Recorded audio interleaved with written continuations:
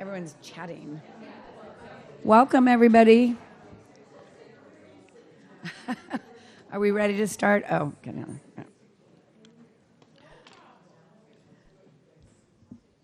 Good afternoon. My name's Elizabeth Leach, and I'm the owner of the Elizabeth Leach Gallery and the chair of the Oregon Alliance for the National Museum for Women in the Arts. And we started this a year ago, and we're really, really excited to be able to sponsor this series of lectures by Prudence Roberts, Sue Taylor, Abigail Seswick, and Bruce Gunther. So this is the first of 4 lectures focused on women in the arts in the 20th century. And obviously, we're sponsoring it, the Oregon Alliance. And we're affiliated with the National Museum for Women in the Arts. They have chapters at almost every state, and they have chapters worldwide. And the chapters support the mission of the museum, which is to support, collect, and disseminate information about women. And they collect women from all periods of the art. And the Oregon Alliance supports that and also is involved with the Women to Watch series and supports educational activities like this today. And it's a really exciting time to be involved with the National Museum for Women in the Arts because they've just finished a major remodel, and they open with an incredible show on sculpture, and I think it's called Women to Soar, and it's opening October 19th. And I got a hard hat tour, and it's really exciting. There's a lot of energy, and so you can rejoin at the regular membership. And there's also the founding circle for the Oregon Alliance. And there's an email list in the back of the room. You can put your email on. We'll make sure you hear about the other lectures. And there's an email if you have questions that you can email to us. But we're just getting started. We'll get a website up. And I want to thank everybody who's on the steering committee. If you're going to raise your hands in the founding circle. Thank you. You guys are, it's a great team. So let's see. Yeah. Before I introduce our speaker today, I would like to thank PNCA and Willamette University for collaborating with the Oregon Alliance for NMWA, that's the abbreviation, to present this lecture series. And I've already thanked the steering committee and the founding circle, so thank you. This year's lecture series will explore fashion, theater design, sculpture assemblages, and figurative painting as practiced by artists Sonya Delanay, Leonora Carrington, Louise Nevelson, and Alice Neal. Portland is fortunate to have a whole contingent of qualified art historians to inform us about these artists and others. And we've lined up 2 speakers for this fall. Today, on October 15th, will be Abigail Seswick, who will be talking about Leonora Carrington. In the spring, we'll hear from Sue Taylor and Bruce Gunther, and I'll mention those dates when we close.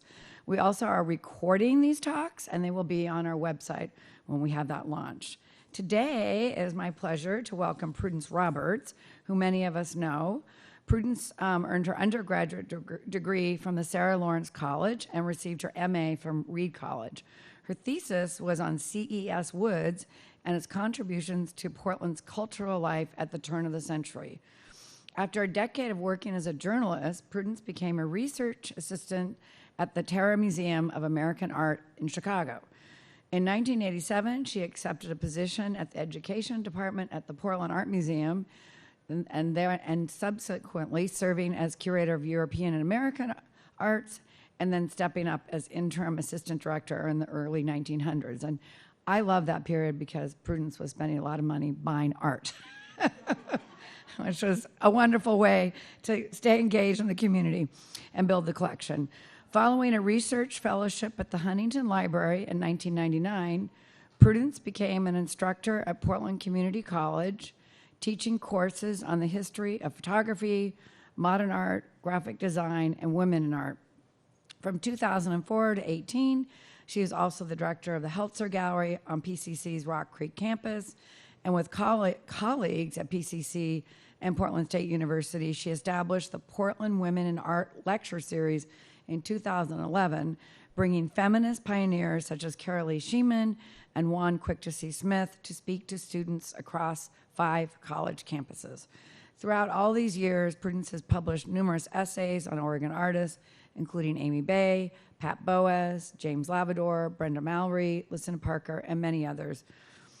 Many visual arts institutions in Portland have benefited from Prudence Roberts' advocacy and expertise, and her service as a board member of the Crow Shadow Institute of Arts is especially notable.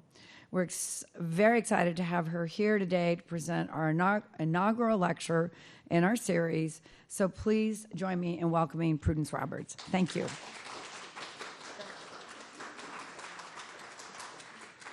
Thank you very much, and now you're going to see me not doing something I don't know how to do very well, and that's how to get this going again. Oh, thank heavens. I thought I was going to have to sign in again. So, thank you, Liz. Thank you, people from the National Museum for Women in the Arts. And it is my pleasure today to talk about somebody that I've become really, really interested in. Oh, excuse me, I'm not talking into the mic. Somebody that I've become really interested in, and that is Sonya Delanay. And I'm showing you here the title, Nous irons jusqu'au soleil, which is the title of a brief autobiography, memoir, that she wrote in 1978, the year before she died. She was 93 years old, and finally got around to sitting down long enough, I think, to write something about who she was and where she'd been. And because she had such a long career, am I talking okay? Oh, okay. I'm really rusty at this. I haven't done this since before COVID, so please bear with me. Because she had such a long career, I'm not going to try to take you from her early days all the way through to 1979, and let me tell you that she worked until the end. So it would be more than one lecture or a whole afternoon's worth if I tried to do that. So I'm focusing instead on, in particular, on 3 works that she made in 1913, and then leaving her sort of in the 20s, in the 1920s. Okay. This is a maquette, a sketch for do you want me to do something about the lights? Okay. I don't know how to do that. I'll just keep talking while perhaps we can adjust the lights. This is a maquette for a 1916 exhibition she had in Stockholm. And it also is something that she called a self-portrait. And if you start to look at it, I think you can sort of suss that out, the self-portrait bit of it.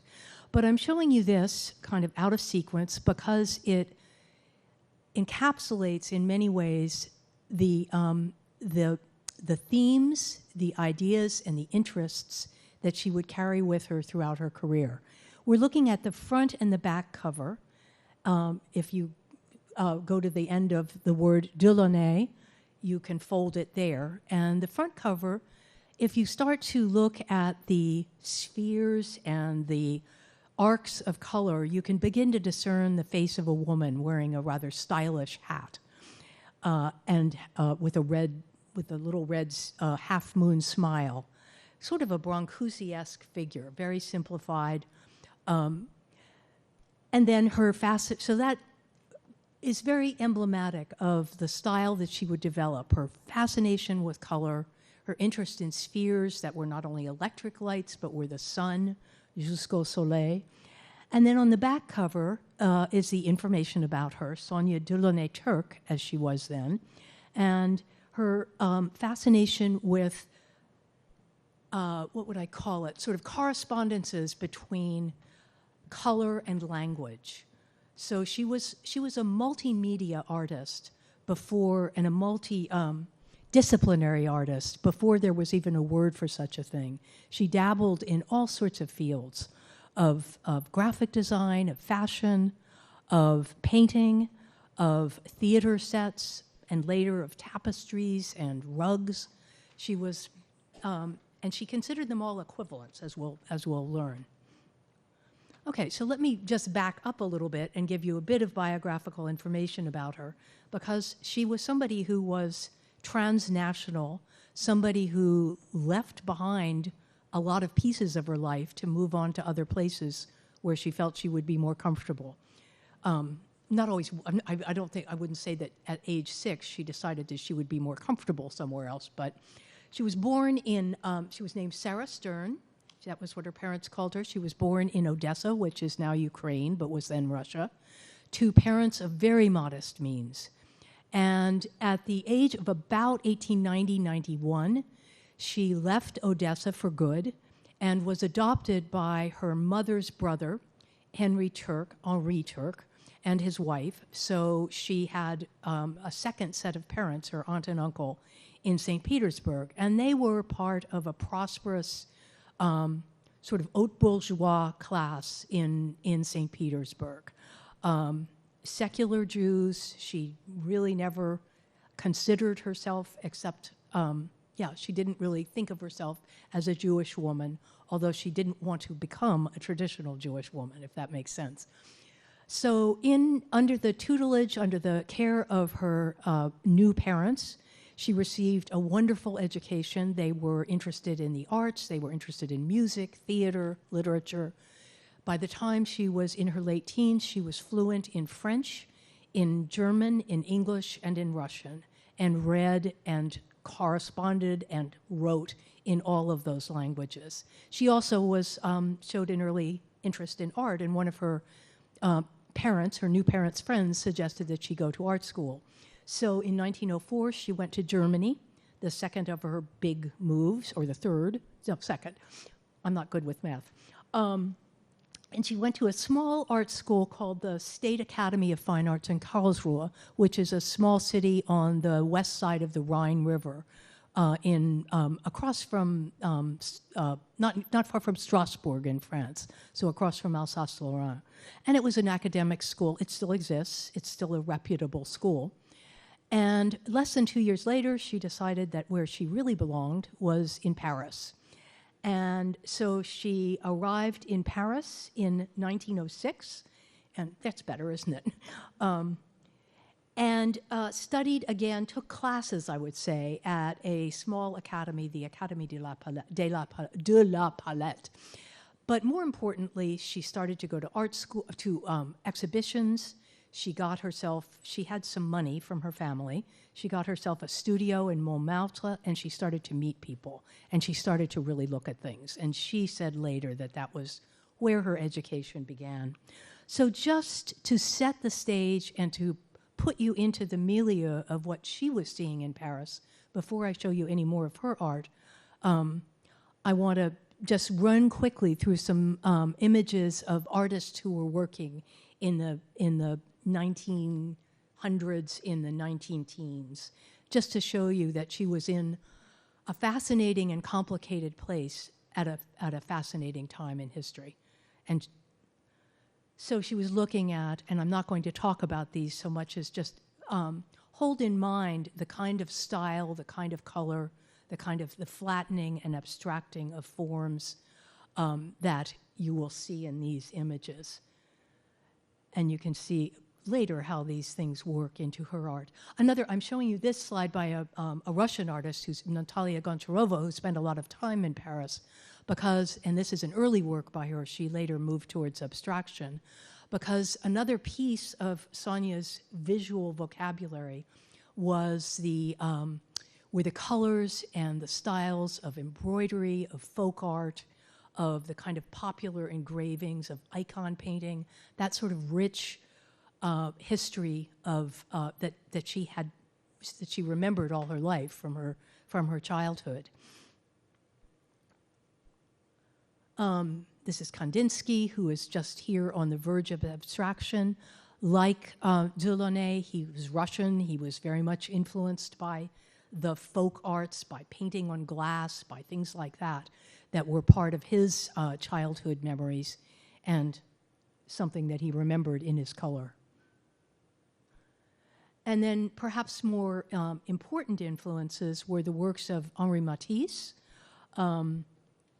here making a very kind of strident painting of his wife.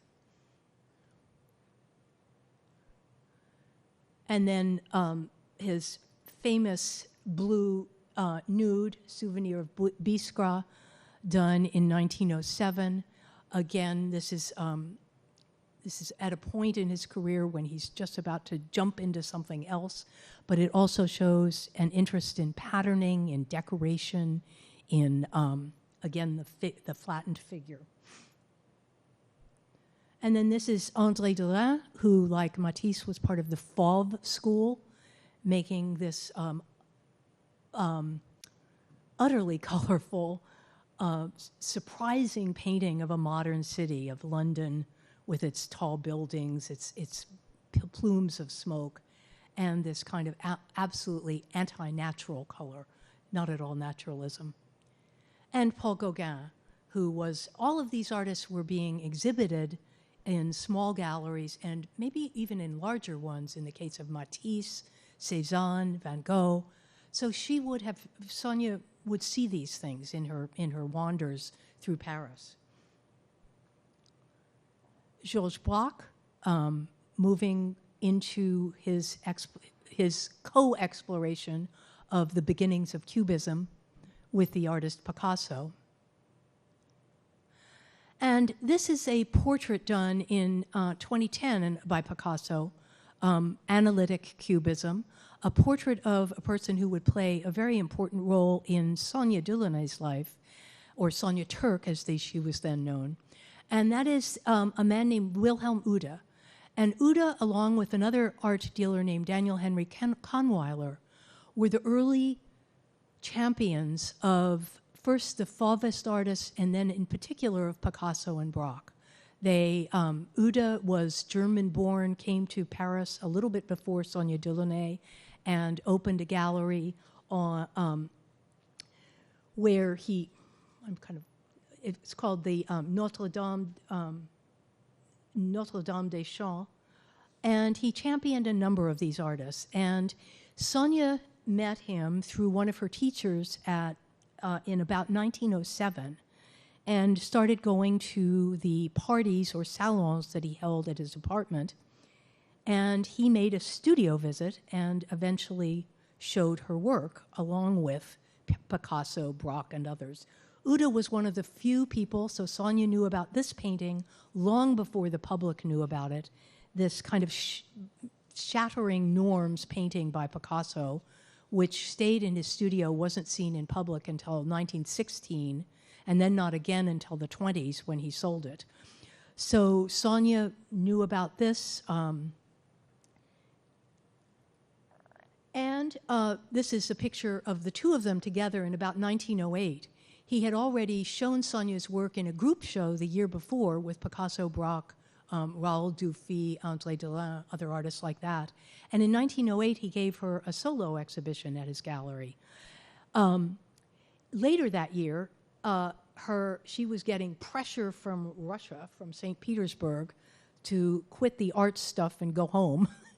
And she decided that she cooked up this scheme, and she and Wilhelm Ude married, which was a sham marriage. He was gay, and she was not in love with him.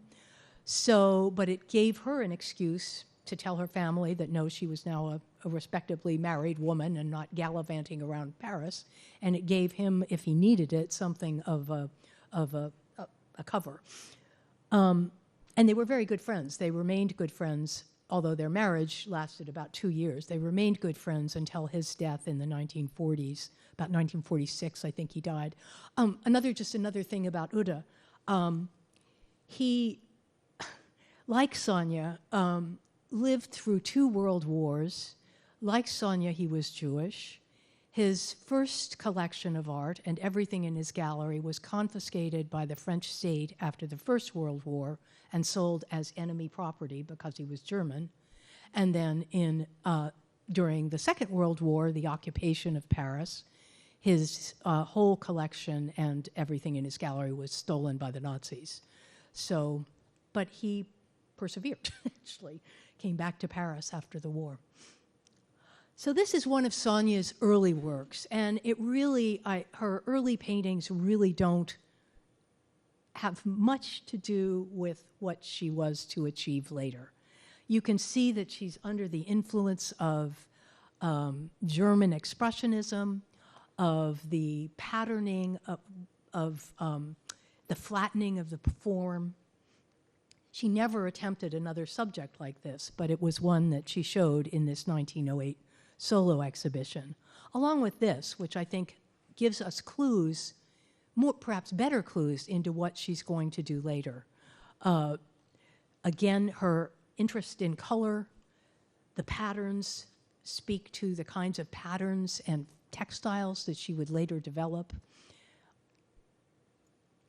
But it's young artists' work. So the next important figure in her life is Robert Delaunay. Robert was born the same year as she, 1885. His parents were minor aristocrats. He studied first theater design, and then, like Sonya, began sort of learning about art by going to galleries and by immersing himself in the cultural milieu of Paris. This is a painting made when he was sort of deep into his fauve period. They had met, Sonya and Robert had met in about 1907 at Wilhelm Uda's apartment, but they didn't sort of consummate their love until a couple of years later. And as I said, Sonya and Wilhelm, or Willie as he was called, had an amicable divorce, and she married Robert Robert, and they began they began a family, among other things. They began an artistic relationship that would go on until his death in 1941. It was as though they had sort of met their other half in terms of their creativity, in terms of their joint interests, in terms of their desire to complement each other. It was truly a love affair, and I mean, there's so many bad, awful stories about horrible art marriages, and this is not one of them, I have to say. So, Delaunay, I would consider them sort of the equivalent of Hans Arp and his wife, or of, in more recent years, maybe Christo and Jean-Claude might be a kind of a nice comparison, because they really did sort of finish each other's sentences, I think, both intellectually and otherwise. And this is the little baby is their son Charles, who would grow up to be a very respected jazz historian and a good friend of Django Reinhardt, the great, great guitarist, jazz guitarist. So just a little bit of Robert, and after his meeting with Sonya, both of them were fascinated by Cubism, but both of them, I think, could not exactly renounce color. Robert and Sonya had both read a lot the theories of scientists on color, the best known of those being Chevreul, who was to influence, he was early 19th century, so he was to influence the Impressionists and other artists. But he had this idea of simultaneity of color, where the placement of colors, and I am not a practicing artist, so, and I don't know a lot of color theory, but where the placement of colors next to each other emphasizes their differences and brings out relationships, and also the way that the eye perceives color as a kind of with a sense of motion, the visual waves that hit the eye from color, the vibrations of color, create a sense of motion. So they both later, they were working on this in the 1911s, 1912s. They called this style simultaneity. And as you can see, it moves into or on the border of pure abstraction in both the works of Robert and and of Sonya. I might mention here that the Eiffel Tower was a symbol for each of them, of modernity, of the technology of modern life. And not to be not to be a cliche here, but or to use a cliche, but the ideas that were fueling Cubism and that were fueling a lot of the other artistic experiments in the early 20th century were such things as Freudian theory, as non-Euclidean geometry, as the X-ray, all of these different ways of understanding the personality, of understanding the world that you're looking at, of displacing older beliefs. I think we're certainly in that kind of time right now, to a much greater degree, actually. So the Eiffel Tower was something that both of them would return to in their work, the image of the Eiffel Tower. And you can even see here, this little green outline is a kind of an abstracted Eiffel Tower that shows up even in the more abstracted paintings. So breaking down color, breaking down light, looking at things, making the looking at the work part of the content of the work, if that makes sense. Your visual reception of it is part of its content and part of its effect.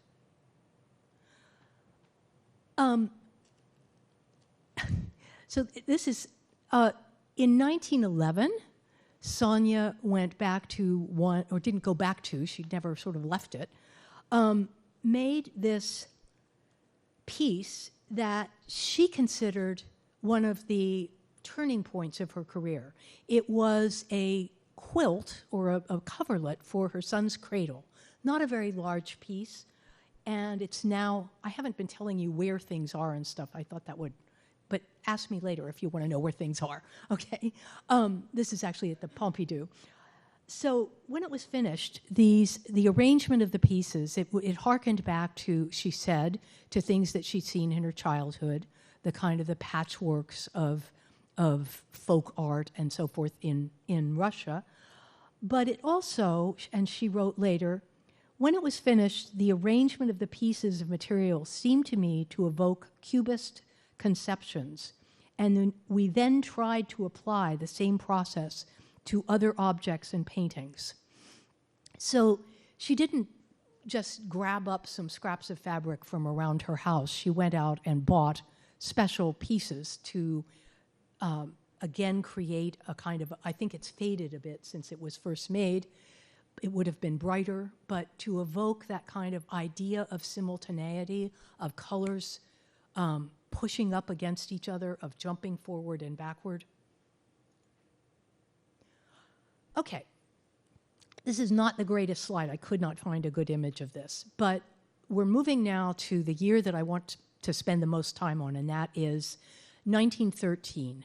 So both of them, both Robert and Sonya, are deep into this idea of simultaneity or simultanisme, and it's given another name, actually, by their friend, the poet Guillaume Apollinaire. He calls it Orphism. Excuse me. Because he discerns in this style Orphism after the Greek myth of Orpheus, who charms through music. Because he discerns in the way that they're using colors a kind of a concordance with sound and with language. So they preferred simultaneity, but Orphism is the other name that was given this. So this is a painting called Bal Boulier. It is, you can see it's really large. It's a little bit more than 3 feet tall and about 13 feet long. And it is a full-blown simultaneous painting. It was made, the Bal Boulier was a dance hall in Paris. It is no longer in existence, but it was where on Thursday and Saturday nights artists would go. I think the admission was pretty cheap on those nights. And they would dance the tango, which was the newest sensation, the dance sensation in Paris. And the tango was, it was a sensual dance. It had exciting modern music. It fused couples together in this kind of intimate rhythm. And Sonya made several studies for this. She did a couple of versions of this, but this actually was shown in an exhibition that year in Germany at the Der Sturm Gallery. I want to say that Sonya and Robert were showing their work fairly regularly, not only in France, but also in elsewhere. So, and it's a simultaneous painting. I'm just going back to this because you can read it even though it's pixelated. It's a simultaneous painting because it, you have to, the motion unfolds in front of you, the viewer, and like a frieze, you can walk down it. It has a kind of a cinematic quality to it.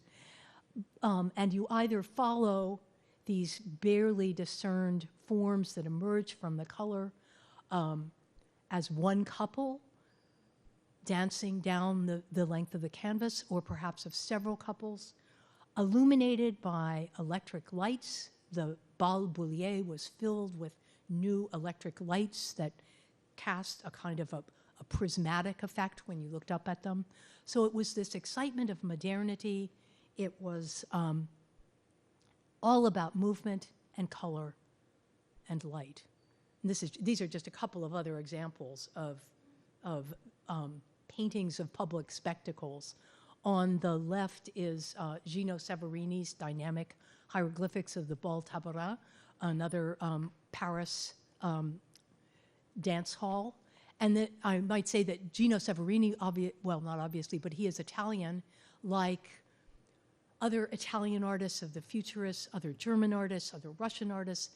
They are all in Paris in these years and part of the circle that the Delaunays frequented. But this is the other very important piece from this year. She hearkening back to the coverlet for her son's bed, she made herself a dress to wear, and I wouldn't call it a costume, it's a dress to wear, to the Bal Tabaret when she and her husband went dancing. She made her husband a waistcoat with this kind of simultaneous, it was a robe simultanée. And there's a wonderful quote from the art historian Tina Kolstrup about this dress. She writes, while abstract art was still taking its baby steps in a variety of styles and constellations across the European art scene, Sonya Delanay simply wore it. So she is making a dress, and her body becomes something of an armature under that dress. As she moves, the fabrics, the pieces of the fabric move, fold over each other, unfold in this kind of celebration of simultané. The colors change under different lights. And it is also in the fashion of the times, which is in one way liberating, but also has this kind of hobble skirt at the bottom, which constricts the woman's movement. The hem gets a little narrower at the bottom, which I just think is interesting. So she's interested in fashion, definitely interested in fashion at this point. This is another great photograph of the Delaunays in their apartment. And this is Sonya, and she is wearing a workman's coat, kind of probably something like denim or Carhartt or something, to which she has affixed colors.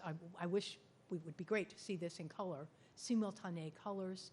You can see over here, this one of their guests is wearing a Robert's vest, a simultané vest. They're looking at a painting by Sonya Delanay, and she's even done the lampshade. So she's living in this. She and Robert are living in the art. It's not confined to the canvas. It's not confined to a static object. It is part of their everyday life.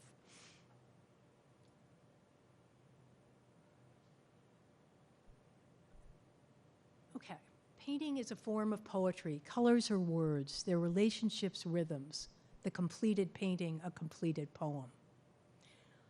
This brings me to the third piece that she did in this incredibly productive and varied piece of her career, the year 1913. And it harkens back to that early self-portrait again because of her interest in language and in correspondences between sounds and colors, between the forms of the alphabet and colors. And it is yet another collaboration. This time, and it created, here you're seeing this piece in installation at a show that closes next week at the Morgan Gallery, or Morgan Library and Gallery and Museum, or Library and Museum in New York. And I wish that I could go see it because it would be fascinating. Did you? Oh, you lucky person. Was it wonderful? Yeah? Yeah, yeah. Okay, so one of the Delanay's circle of friends obviously included writers, poets. Guillaume Apollinaire was one. And through Apollinaire, they met this younger poet named Blaise Cendrars. That was not his given name. He was born, let me find his name here. Frederick Louis Sausset. He was Swiss. And he was not a man of letters exactly. He sort of bounced around in his early career. I think he even studied watch repair or something. And then went to New York, went to Moscow, ended up in Paris in about 1911, and there established a press and a journal, and met the Delaunays. And Sonya had the idea of collaborating with him after she heard him read one of his poems. And she suggested the collaboration of what would become what art historians call sort of the first artist's book. It was printed in a small edition. I'll talk more about that in a moment. And it was absolutely a collaboration between a visual artist and a poet. Sonya didn't illustrate the book so much as she translated the words into colors and abstracted forms that translated the words. That's a circular sentence, sorry. Basically, she did this by having Cendrars read the poem to her. She did not read it herself. She made the sketches as he read it. So it was the sound of the words that she captured in the colors. She was of her visual text. Let me show you another slide. I have to go back and forth here. So what it is, it's like an accordion. It is several sheets of paper joined together, pasted together, and you can unfold it and read it as a whole 6-foot-long object, or you can unfold it piece by piece. And the left and right-hand sides are hinged, they fold together, and fit into this little cover over here, which she designed. So she and Cendrars collaborated on the more than 20 typefaces that were used based on the sequences within the poem. They collaborated on the colors of the text. She created a maquette, a full-scale version, and then the press, it was printed at his small press, and then using the stencil technique that she used frequently in her career called pochoir, she made the stencils, then the color was hand applied, it's gouache. Her original, her original was gouache as well. So you can see that the colors bleed into the text. Let me tell you a little bit about the poem. It is a 440-line poem that recounts an imaginary kind of hallucinatory journey made by the young poet in the company of an even younger prostitute, La Petite Jehanne de France, on the Trans-Siberian Railroad going all the way to Siberia and taking detours to New York and the Fiji Islands and other places, and then ending up back in Paris. And it is, I don't know, maybe the closest more contemporary equivalent would be Jack Kerouac's On the Road scroll, which was written on pasted together pieces of typewriter paper and recounted a journey that was both actual and imagined. In any event, the idea was to print 150 copies. About 62 were realized on various kinds of paper. There was sort of the higher cost one and then a less expensive one, but only 62 were produced, and I'm not sure how many in each category. I don't think all 62 are accounted for.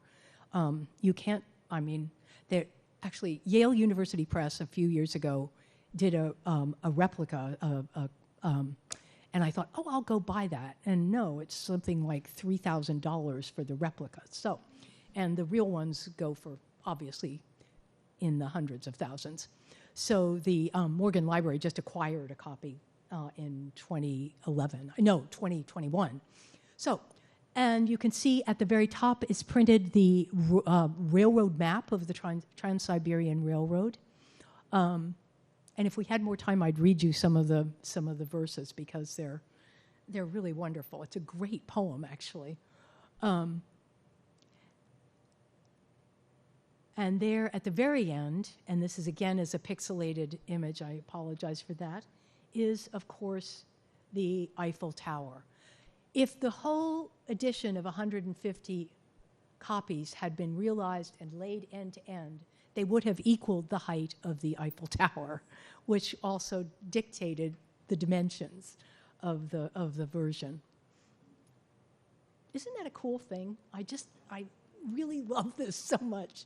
And Sonya Delanay was no shrinking violet when it came to publicity, and she sent out a couple of announcements about this book, including this one, which she proclaimed, she and Sandlau both proclaimed, was the first livre simultané, because not only because of her use of color, but also because of the syntax, the sequencing, the moving across time and space that were part of the language of the poem.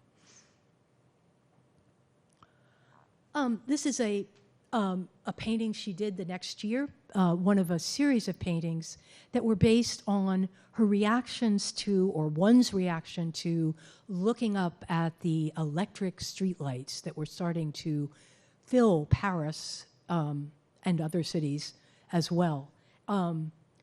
So you can see that she's moved into really pretty much pure abstraction here, with one little piece here. She can't resist putting in a little announcement about the book, about the simultaneous book.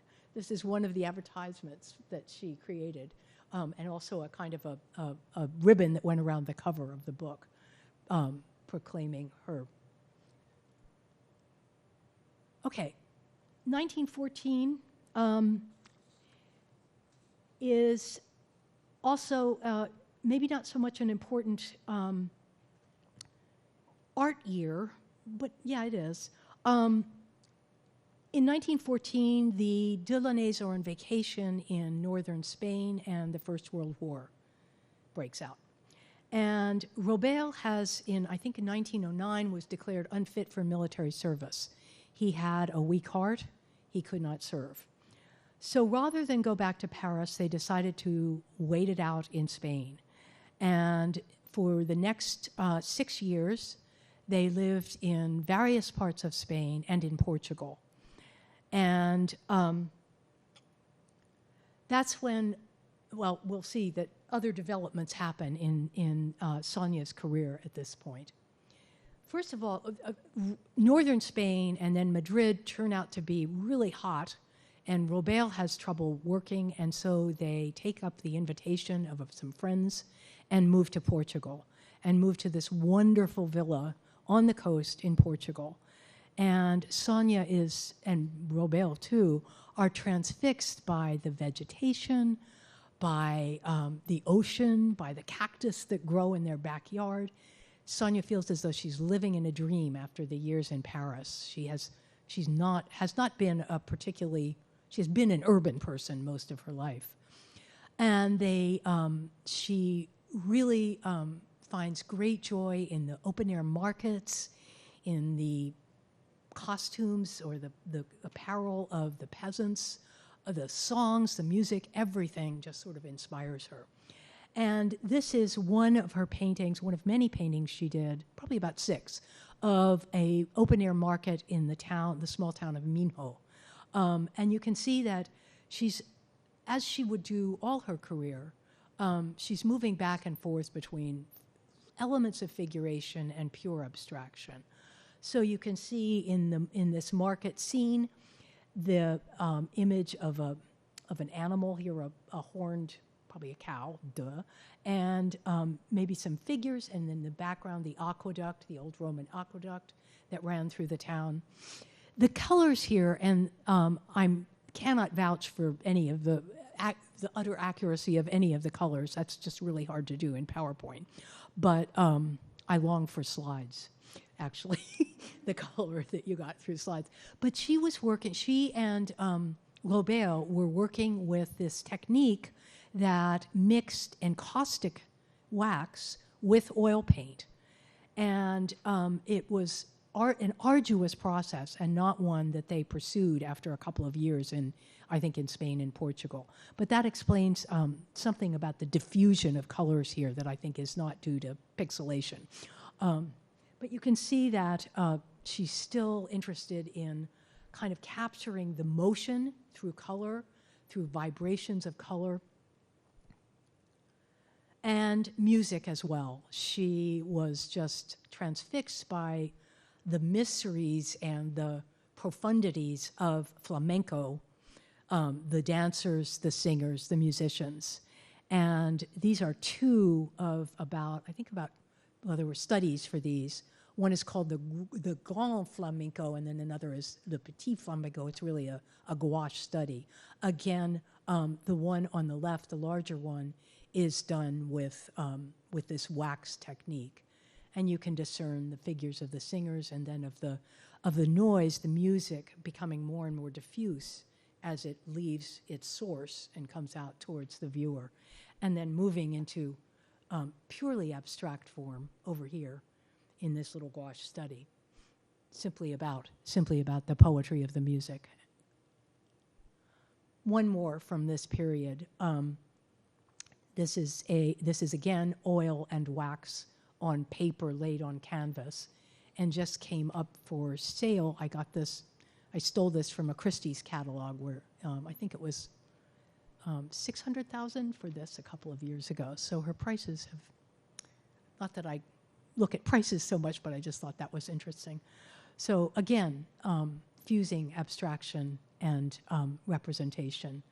And I don't know, this painting just seems so edible to me. It's so luscious. The colors are just so... Okay, another big shift for Delaunay.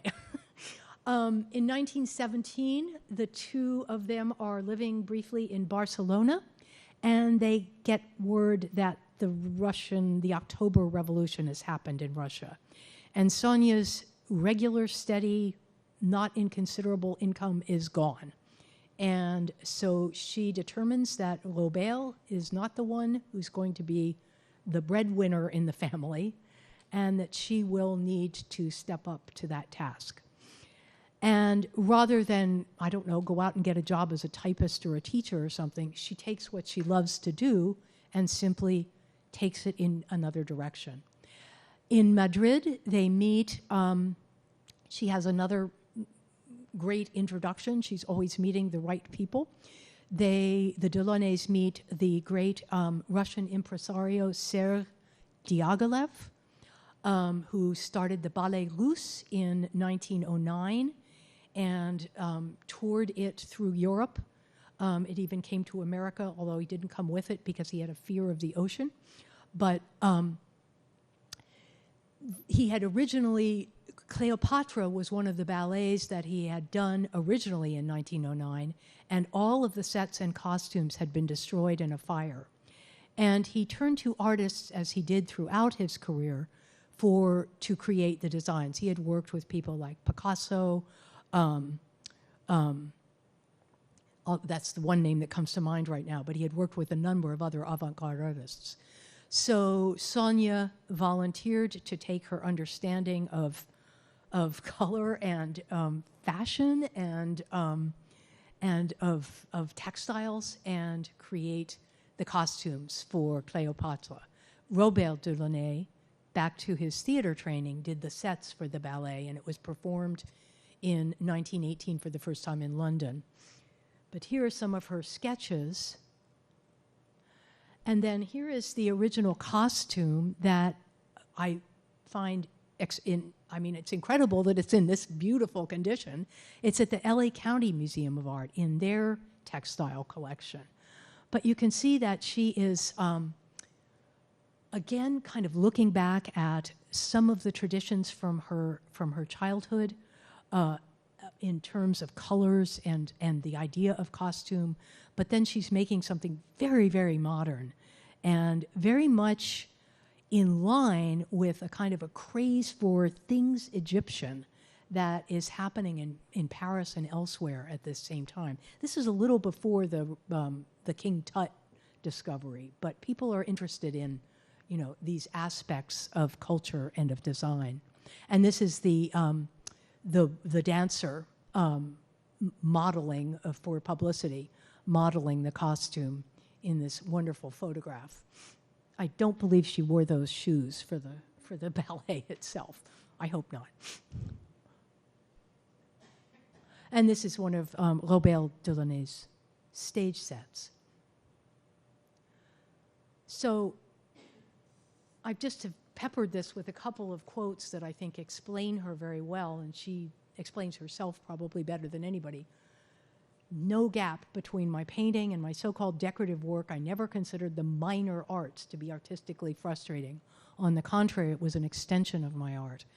And in that way, she is, I think, echoing a feeling that was perhaps more common in Russia at the time with Russian avant-garde artists, both the idea of the artistic couple and the idea that that art didn't need to be on an easel or apart from life, that art had a necessary role to play and perhaps a transformative role to play in art.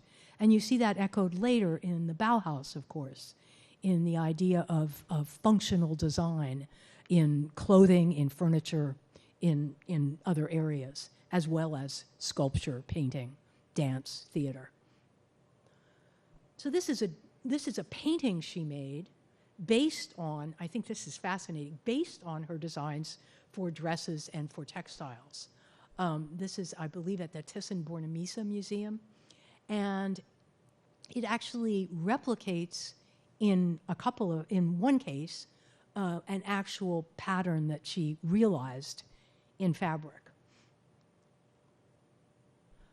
These are some of her fashion designs. Actually, this is really more, she begins to design textiles, and that proves to be in the 1920s. And that proves to be a really fruitful enterprise for the rest of her life. I think, well, maybe she stopped when she was in her early 90s.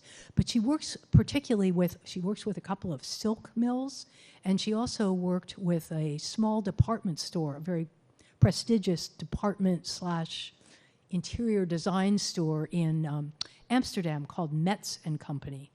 And they get shut down during the war when the Nazis occupy Holland, and then pick up again with the same family after the war and pick up again with Sonya Delanay. It's sort of a wonderful story. There's a great essay by one of the heirs of the Metz Company. So these are some of the fabrics that she's making, her tissu.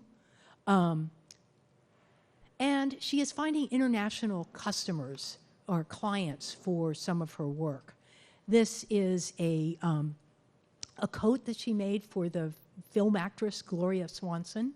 And you can see that in the, in this painting as well. She had a boutique first in Madrid for a couple of years, and then when they moved back to Paris, she had a couple of fashion enterprises. She was, I would say, a good businesswoman, but not one who was fond of the details. Didn't want to do the books, didn't want to hire the people.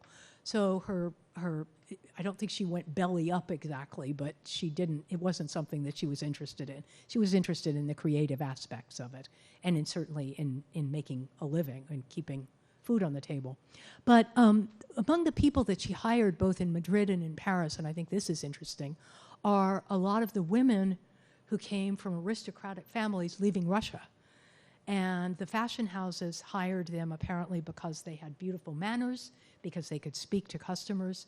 Sonya hired them for those reasons, and also because all of them knew needlework and could do the kind of embroidery that was part of her. It's not complicated, fancy stitches. It's just perfectly realized sort of satin stitches and straight stitches and things.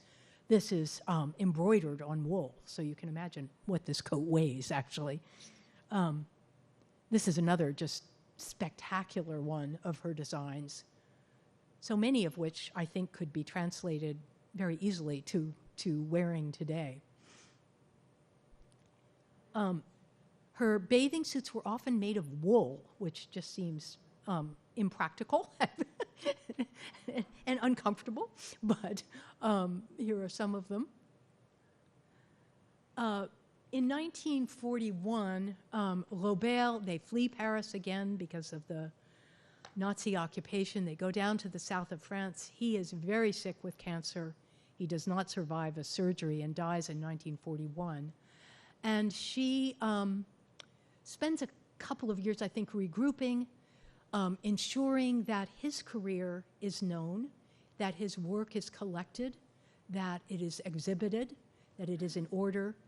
And then she goes back to what she was doing more painting than she had done before. And I think that's where art historians kind of sell her short. They think that all of the intervening years when she wasn't focusing on painting were sort of a loss, and now she's getting back to real art again, which I have a huge argument with, and she would have done as well.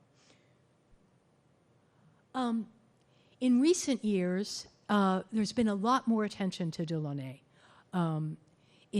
Actually, in 1964, she was the first living woman artist to have a show at the Louvre. So she wasn't exactly forgotten or passed over during her lifetime. But after she died, she didn't get the same kind of attention. But in the last few years, she's had a couple of exhibitions. This was the Tate Modern had a huge and wonderful exhibition in 2015 with a great catalog, by the way. I would recommend getting it. And the Louisiana Museum in Sweden had an exhibition, I think, 2 years ago.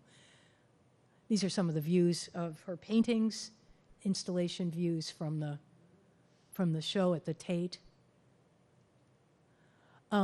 This is she with just a flurry of her designs for fabrics in her studio in Paris in the 1960s.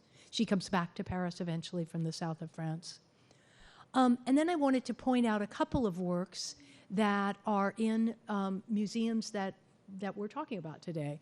One is the National Museum of Women in the Arts, which acquired this sketch for a large, now lost mural that she created as part of the 1937 International Exposition in Paris. She and Robert collaborated on these murals. This was in the Chemin de Fer. It was the railroad exhibition, and she did two. She did one about travel and one about her travels in Portugal. And you can even see some of the forms that are in those marketplace scenes, the aqueduct, the cows, some of the colors that are in those scenes.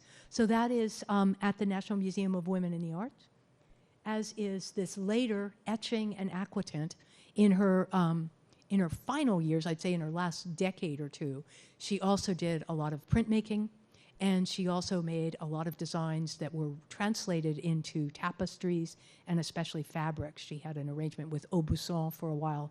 They made some absolutely beautiful rugs based on her designs. And then this is a book, another book from the 1920s, another collaboration with poets that reproduces a lot of her work, some of her fashion sketches, some of her paintings. And it is at the book, what's it called? The Artist's Book Collection at Reed College. So you can make an appointment and go to see this. It's really more of a portfolio than it is a book, I think, with about 24 images by Delaunay. And then there is one print collected by Gordon Gilkey at the Portland Art Museum, and they don't have it reproduced, so I couldn't show you. And this is made in the very last year of her life. You can see that her fascination with color, the ideas that she formulated in the 19-teens and 1920s were kind of an arrow pointing her forward throughout her life. And this, I loved this quote that to her explains the importance of abstract art. Okay, that's it. Thank you. I have no idea what time it is, so, oh, questions? Yes. Yes. Oh, there's a microphone. So, yeah.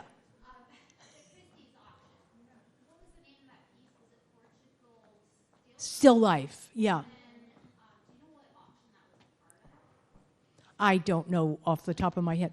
Recently, in the last couple of years, yeah, yeah. Her pieces come up for auction. I mean, a lot of her prints come up for auction. I think the last, there was apparently, I've been sort of delving into auction records, there was a great collector in Russia who was bidding up her things considerably in the 20-teens. I'm not sure that that person is doing that anymore, but so some of her works were going for, I don't know, 8 times what the high estimate was and stuff. So yeah. Even her early works, even the ones that were more, the 1908s and stuff were going for enormous prices. Yeah. Yes. I think I saw a show of her at the Cooper Hewitt. Yes. And it referenced the fact that she had been very important in the department store. Mm-hmm. Metz and Company. Yeah. I thought that there was some furniture there as well. And I thought, No, it wasn't. It was more of an interior and fabric store, I think. It was kind of a high. It was an interior design, and maybe there was a little fashion, but you didn't buy her dresses there. You bought her fabrics there. So, and probably her rugs and her tapestries later. Yeah. Yeah. question, was there any overlap with Stanton McDonald Wright? Well, he was a disciple of the Delaunays, particularly of Robert Delaunay. Yes, simultaneism. Yes, absolutely. Yeah. He was an American artist who, yeah. Yes. Do you? Yeah. Thank you so much for the wonderful lecture. Oh, yes. Was there any influence on Sonya in particular? I can project, it's okay, thank you. Well, it's not being recorded. Yeah, okay. Was there any influence on Sonya by Madame Blavatsky or Theosophy?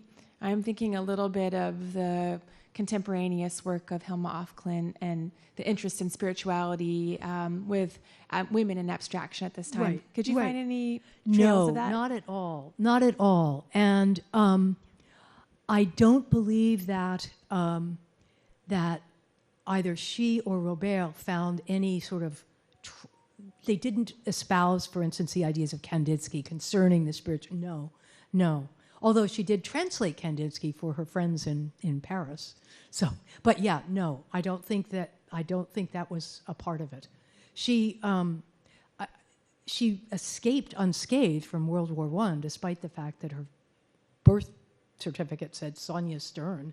Her son didn't even know that she was Jewish. until he was a grown-up man, until World War II. So yeah, she had, I don't think spirituality was something in her vocabulary particularly. Yeah, yeah. Any other questions? Yeah. I just have a quick question. Are you aware of any of the fabrics still being produced today, the patterns? I think they are. I think they may be. Yeah.